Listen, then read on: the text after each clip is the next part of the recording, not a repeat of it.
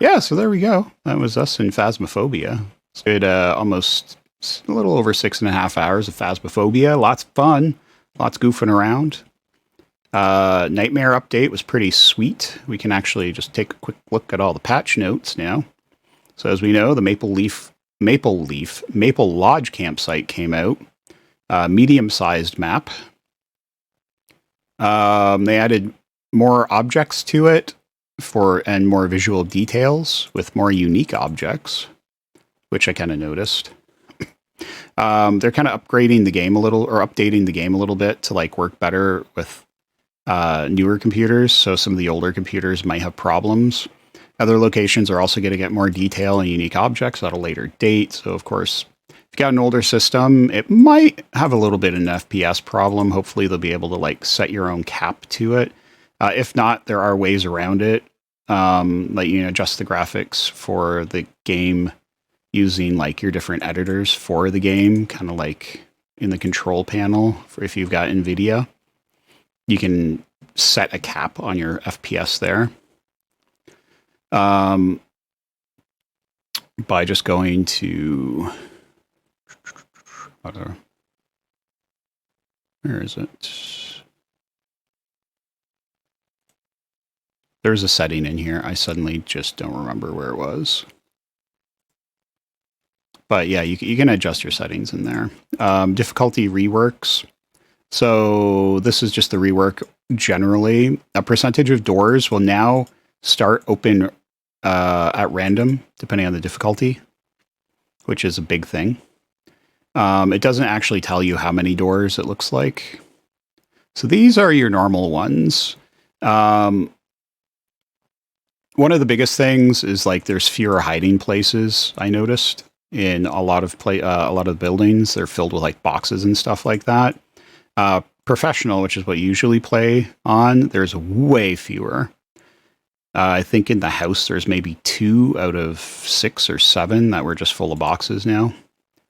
Sanity pills still seem to restore 40%, which is fine. Didn't really see too much of a difference. And the ghost can also potentially change its room. Very rarely. Nightmare. It broke it down pretty well. Ghosts will not reveal one type of evidence, so you can only figure out 2, and then you have to use your own kind of like thought process of what you know about the ghosts, which back in like a year ago, I knew everything about them. I was really good at this game. Now it's kind of a little more difficult because there's a lot more ghosts to pay attention to.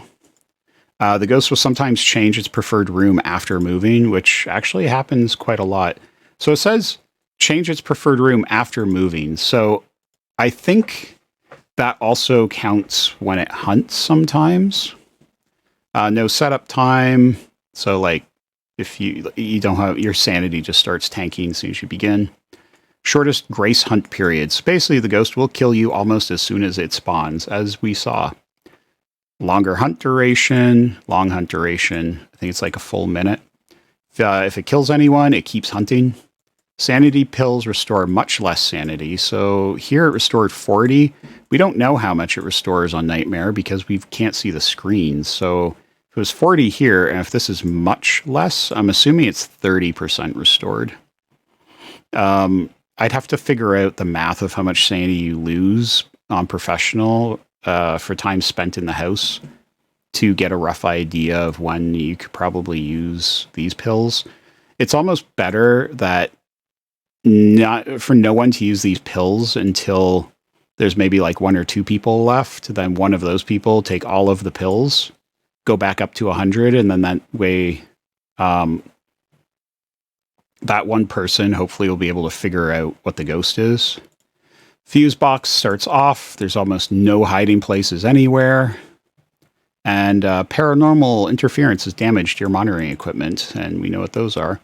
Weather. Clear skies, fog, light rain, heavy rain, strong wind. That was actually pretty cool. And light snow. Weather apparently is going to add new layers of gameplay, making each contract feel unique. Change in temperature will make finding the ghost's location much more difficult. Rain or wind will impair your hearing. And a thick fog is going to reduce your visibility. Ouija board. Didn't make as much sense as they liked, so they made it a little better, revamped it. You're now going to trade your sanity for information, and you lose less sanity if you do not get a response. Before, you lost a lot of sanity if you did not get a response. And if you did get a response, you lost none, unless it was the demon. Ouija board will now lower your sanity greatly when the ghost responds. If the ghost doesn't respond, you only lose a small fraction. Demons have had their weakness changed to reflect these changes. Oh wait, demons, sorry, you lose no sanity at all if you don't get an answer. That was what the old way was. 4 new ghosts. The Onryu, the twins, or Onryo, the twins, the Obake, and the Reiju. They have an increased chance during Halloween event, but we didn't really notice. When crouching, the player's collider now shrinks to match the player model. Ghosts will now disrupt electronic equipment whenever they are visible. Ghosts can now blow out lighters, similar to candles, which is kind of cool. Using the walkie-talkie will now attract ghosts during hunts, which is interesting because I always thought like walkie-talkie never worked before, except it does on the campground, which is weird. The walkie-talkie will now only play static sounds when near the ghost. Oh! Okay, well that makes sense then. So if the ghost is close to you, you get static. That's neat. Lighters and candles will now extinguish when outside in heavy rain and when thrown. Oh, okay, so light rain will not put it out. Yeah, so there's heavy rain, there's light rain, fog, snow. All right. Oh, okay, this is good to know. Candles will extinguish when you throw them, so that's good for that fire ghost to make it hunt. The truck map screen has received new icons, which, yep, notice that, looks good. Ghosts can now interact with several showers in certain locations. Pretty cool. Wonder if you can interact with the showers in the prison now. You can now place sound and motion sensors on floors, which is weird, but also kind of cool. Actually, it's probably better for the motion sensor, I'm guessing, or a sound sensor, maybe. And then there's a lot of changes. The ghost base speed and acceleration when chasing a player is being slightly increased, so they're even more deadly. Explains why we died more often, too. Ghost hunt duration is being lowered on small and medium maps. Oh, that's why it didn't hunt for as long. Oh, because I was wondering why it was only hunting for like 30, maybe 40 seconds instead of a full minute. Ghosts now have a low chance to not leave fingerprints when interacting with the environment. That's actually good to know. Fingerprints are gone after a minute, so you actually have to hang out now for fingerprints. The attic and the basement ghosts now roam less often. Well, that's good to know. Kinda. You kind of want them to roam more so you can get better information, but yeah. Attic and basement ghosts will now only roam to the next floor and not to the other side of the map. Okay. All the contracts are now selectable. Noticed that. The average sanity will now be accurate instead of being random. That's actually really good. The contract difficulty will now default to the difficulty you played last. Very cool. Yeah, I noticed that. Didn't have to change it all the time. Map description is being replaced with a difficulty description, which is cool. The bone can now be a random bone from the human body. Has new visuals. Notice that. Pretty cool. Ghost footsteps can now only be heard when the ghost is moving. Changing screen resolution in the journal now offers a confirmation. Freezing temperatures evidence has been changed to account for the new weather, requiring a lower reading on the thermometer. Breath has been unchanged, so breath is still one of the best ways to see freezing temperatures.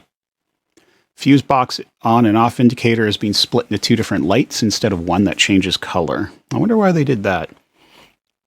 Ghost sounds will now fade out instead of abruptly stopping. Kind of noticed that. It slowly grunts instead of just going. It goes. Ghost handprints and footprints receive new textures. Notice that. It's pretty cool. Lighters will now turn off when swapped into your inventory. Can't go burning everything down. Ghosts can now blow out candles when the lights are turned on. I did not know, actually, that they did not blow the candles out if the lights were on.